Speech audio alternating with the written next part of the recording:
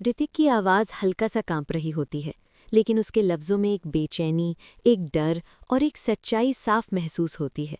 वो मुन्नी के सामने खड़ा होता है, उसकी आंखों में सीधा देखते हुए कहता है, मुन्नी प्लीज़ ट्रस्ट मी, जो भी मैंने कहा था वो सिर्फ टिम्सी को बचाने के लिए था।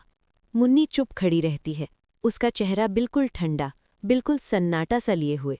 ऋतिक जल्दी जल्दी बोलता चला जाता है, जैसे हर लफ्ज़ उसके दिल का बोझ हल्का कर रहा हो। मैं बस ये चाहता था कि मितारी का ईगो थोड़ा काम हो जाए, वो टिम्सी की कस्टडी के बारे में सोचे भी ना, बस इतना ही था। मुझे बिल्कुल नहीं पता था कि वो इस तरह गेम खेलेगी। उसने वीडियो रिकॉर्ड कर लिया, वरना मैं। वो रुक जाता है, सांस तेज हो जाती है, फिर धीरे से बोलता है, प्लीज़ समझने की कोशिश करो मुन्नी, तुम समझ रही हो ना मैं क्या कह रहा हूँ। मुन्नी अब भी चुप, उसकी आंखें ऋतिक पर टिकी होती हैं, लेकिन उनमें पिघलती हुई नाराज़गी और चोट साफ दिख रही होती है। ऋतिक घबरा जाता है, ऐसे मत देखो मुझे, प्लीज़ ऐसे बिहेव मत करो, तुम्हें सच में लगता है मैं ऐसा हो सकता हूँ तुम्हारे बारे में। वो थोड़ा पास आता है, कुर्सी की तरफ इशारा करता है, बैठो प्लीज़ बैठो, मेरी बात ध्यान से सुनो। मुन्नी धीरे से बैठ जाती है। ऋतिक उसके सामने बैठकर फिर से समझाने लगता है, जो कुछ मैंने मिताली से कहा वो सिर्फ टिम्सी को बचाने के लिए था। हाँ, ये सच है कि मैं चाहता हूँ तुम टिम्सी का ख्याल रखो। वो रुकता है, उसकी आवाज़ नरम हो जाती है, लेकिन मेड की तरह नहीं, उसकी माँ की तरह। ये लफ्ज़ हवा में ठहर जाते हैं। मुन्नी की आंखों में हल्का सा बदलाव आता है। ऋतिक धीरे से कहता है, मैं यही चाहता हूँ। कुछ पल की खामोशी के बाद ऋतिक फिर बोलता है, मुन्नी मुझे दुख हो रहा है कि मुझे यहाँ बैठकर तुम्हें सब एक्सप्लेन करना पड़ रहा है, तुम्हें समझाना पड़ रहा है। ये सब झूठ है मुन्नी, सिर्फ एक ही सच है। वो उसकी आंखों में देखकर कहता है, मैं तुमसे प्यार करता हूँ, आई लव यू। उसके लफ्ज़ भारी हो जाते हैं। और बस इसी वजह से मैं तुमसे शादी करना चाहता हूँ। मुन्नी की सांसें तेज हो जाती हैं। ऋतिक फिर कहता है, मैंने कभी तुम्हें डिसरिस्पेक्ट करने का नहीं सोचा, और फिर भी अगर तुम्हें लगता है कि मैं गलत हूँ तो मैं जो तुम कहोगी वो करूँगा, जैसे तुम कहोगी वैसे करूँगा। बस ट्रस्ट करो मुझे। थोड़ी देर तक दोनों चुप रहते हैं, फिर अचानक मुन्नी बोलती है, मैंने बहुत बड़ी गलती की। ऋतिक चौंक जाता है। मुन्नी धीरे धीरे बोलती है, मैंने गलत इंसान पर ट्रस्ट किया, जो ट्रस्ट के लायक ही नहीं था, और वो है मिताली। ऋतिक के चेहरे पर हल्की सी राहत दिखने लगती है। मुन्नी आगे कहती है, मुझे तुम्हें पहले सब बता देना चाहिए था, लेकिन मैं डर रही थी, अकेली सोचती रही। आज माँ ने कहा कि रिलेशनशिप में ट्रस्ट और अंडरस्टैंडिंग के लिए बात करना ज़रूरी होता है, तभी मिसअंडरस्टैंडिंग्स नहीं होती। उसकी आवाज़ भर आती है, और मैंने तुम्हें कुछ नहीं बताया, और आज सब यहाँ तक पहुँच गया। I am really sorry. Hrithik तुरंत बोल पड़ता है, तुम सॉरी क्यों बोल रही हो? वो हल्की सी मुस्कान के साथ कहता है, मुझे नहीं पता मैंने कौन से कर्म किए हैं, कौन से आशीर्वाद मिले हैं जो मुझे तुम मिली हो। ये कहकर वो थोड़ा पास आता है, आज एक प्रॉमिस करते हैं, कभी कुछ नहीं छुपाएंगे, मिसअंडरस्टैंडिंग्स को बीच में नहीं आने देंगे, और हमेशा याद रखेंगे कि हम पहले दोस्त हैं। वो हाथ आगे बढ़ाता है, प्रॉमिस? मुन्नी धीरे से उसका हाथ पकड़ लेती है, फॉरएवर प्रॉमिस। ऋतिक मुस्कुराता है, Munni I love you. Munni की आंखों में आंसू चमक उठते हैं, आई लव यू टू। ये पल दोनों के बीच की सारी दूरियां मिटा देता है। कुछ देर बाद हल्का सा मजाक भरा माहौल हो जाता है। मुन्नी पूछती है, अब ऑफिस के लिए लेट नहीं हो रहे? ऋतिक हंसते हुए कहता है, हाँ हाँ कलेक्टर मैडम, आपका हुक्म सर आंखों पर। वो निकल जाता है और माहौल हल्का हो जाता है। लेकिन कहानी यहीं खत्म नहीं होती। फैक्ट्री में एक अलग ही कहानी चल रही होती है। एक आदमी डॉक्यूमेंट्स लेकर आता है और कहता है, आपको यहाँ आने की क्या ज़रूरत थी, मैं फैक्ट्री आ जाता। दूसरा कहता है, मुझे लगा आप फैक्ट्री नहीं आएंगे। लेकिन बात जल्दी ही पर्सनल हो जाती है। आपको लगा मैं सिर्फ तुलसी के लिए फैक्ट्री आता हूँ?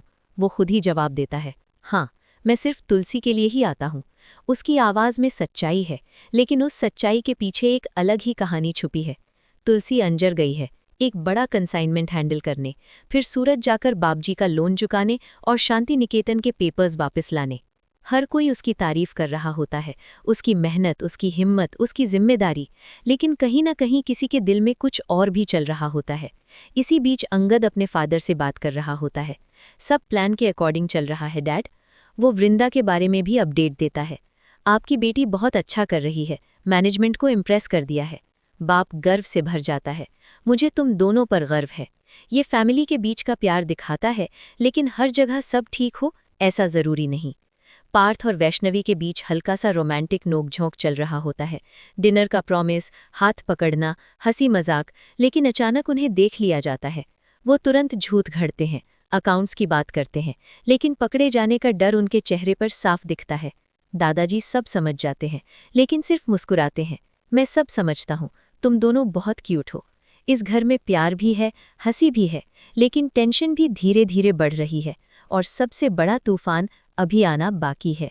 घर के एक कोने में खड़ा करण धीरे धीरे नंदिनी की तरफ देख रहा होता है।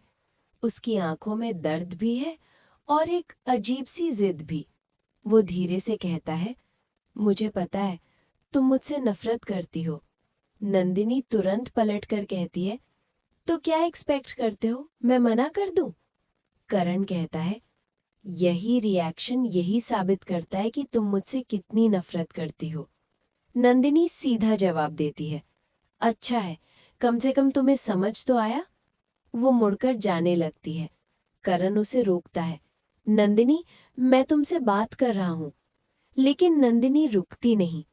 तब करण की आवाज तेज हो जाती है, तुम जितनी मर्जी नफरत कर लो, लेकिन मैं तुमसे प्यार करता रहूंगा, हमेशा करता रहूंगा। मेरा प्यार कभी नहीं बदलेगा, ना आज, ना कल, ना इस जिंदगी में और ना अगले जन्म में। नंदिनी हल्की सी हंसी के साथ कहती है, तुम्हें फिल्मों के डायलॉग्स बोलने का टाइम कब मिल गया? करण हैरान हो जाता है, तुम्हें लगता है ये डायलॉग्स है? नंदिनी की आवाज ठंडी हो जाती है, पहले मुझे लगता था ये सच है, लेकिन अब समझ आया है, ये सिर्फ शब्द है, असली सच कुछ और है। करण गुस्से में कहता है, ये सब बकवास है। नंदिनी उसकी आंखों में देखकर कहती है, मुझे यकीन नहीं होता, इतना सब जानने के बाद भी तुम ऐसे रिएक्ट कर रहे हो।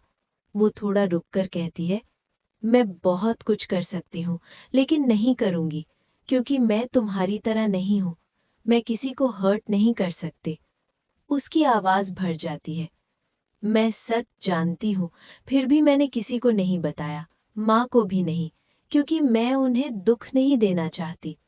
फिर वो एक फाइनल डिसीजन सुना देती है, मैं यूएस वापस नहीं जाऊंगी। वहां मेरा दम घुटता है, मेरी सेल्फ रिस्पेक्ट खत्म हो गई थी। करण तुरंत कहता है, ठीक है, मैं तुम्हें फोर्स नहीं करूंगा, लेकिन मैं आ सकता हूं ना? मैं सब छोड़कर यहाँ आ जाऊंगा, हमेशा के लिए। नंदिनी उसे घूर कर पूछती है, क्यों? मेरे लिए या किसी और वजह से? करण चुप हो जाता है। इसी बीच कहीं और एक और टेंशन पल रही होती है। फैक्ट्री में नंदू पर चोरी का इल्जाम लगता है। उसे सबके सामने पकड़ लिया जाता है, मारा जाता है और निकाल दिया जाता है।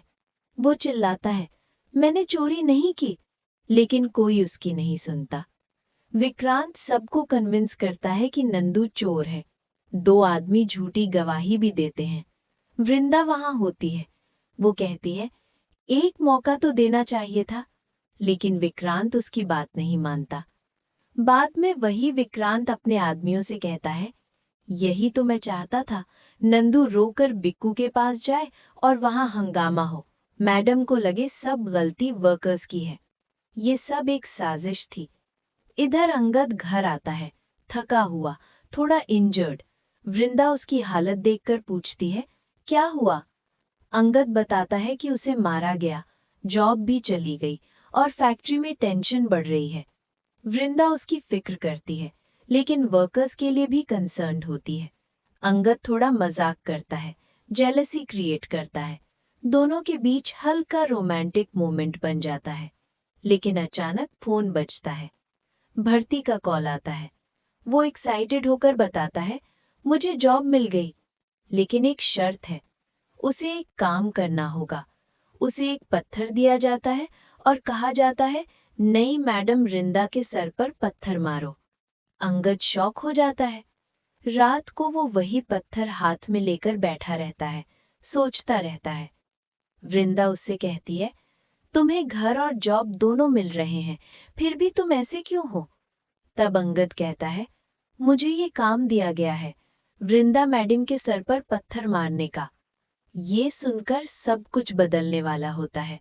ये सिर्फ एक जॉब नहीं, एक साजिश है और कहानी अब एक नए मोड़ पर खड़ी है, जहां प्यार, विश्वास और सच्चाई सबकी परीक्षा होने वाली है।